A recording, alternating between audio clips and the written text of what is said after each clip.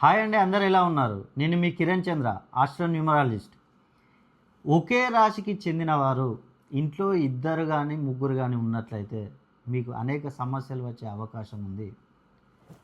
ఒకే రాశికి చెందినవారు అంటే మనకు 12 రాశులు ఉంటాయి. దాంట్లో తులారాశికి చెందినవారు అనుకోండి, ఒకే ఇంట్లో ఇద్దరు కానీ ముగ్గురు కానీ ఉన్నట్లయితే వారికి సమస్యలు. వృషభ రాశిలో ఉన్న సమస్యలే, కన్యా రాశిలో ఉన్న సమస్యలే. ఇలా 12 రాశులలో ఒకే రాశికి చెందినవారు ఇంట్లో ఇద్దరు కానీ ముగ్గురు కానీ ఉండకూడదు. అలా ఉన్నట్లయితే వారికి ఇంట్లో మెయిన్గా మానసిక అశాంతి అనేది ఎక్కువగా ఉంటుంది.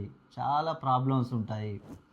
ఇంట్లో గొడవలు, భార్యాభర్తల మధ్యలో గొడవలు, అత్తాకోడళ్ళ మధ్యలో గొడవలు, బయట ఫ్రెండ్స్తో గొడవలు, ఇలా అనేక సమస్యలు వచ్చే అవకాశం ఉంటుంది.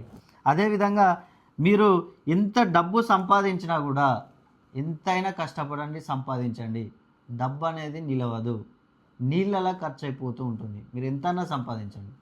అదేవిధంగా డిప్రెషన్లోకి వెళ్ళిపోతూ ఉంటారు చాలామంది.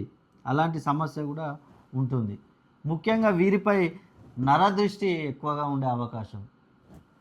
ఆరోగ్య సమస్యలు, ముఖ్యంగా కిడ్నీకి సంబంధించి, గుండె, అదేవిధంగా నరాలకు సంబంధించి, కీళ్ళకు సంబంధించి, నడుము నొప్పులు, ఇలా అనేక సమస్యలు వచ్చే అవకాశం.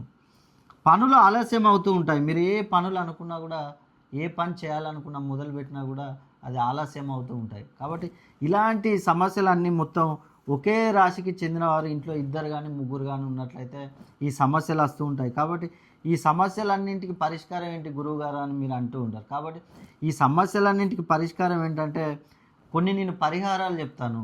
ఆ పరిహారాలు కనుక మీరు పాటించినట్లయితే మీరు ఈ సమస్యల నుంచి బయటపడవచ్చు. అదేవిధంగా మీ పేరులో సంఖ్యాబలం ఏ విధంగా ఉంది, ఎన్ని డిగ్రీస్లో ఉంది, ఎంత ఫ్రీక్వెన్సీలో ఉందని మీరు తెలుసుకొని ముందుకెళ్ళినట్లయితే ఈ సమస్యల నుంచి మీరు బయటపడవచ్చు.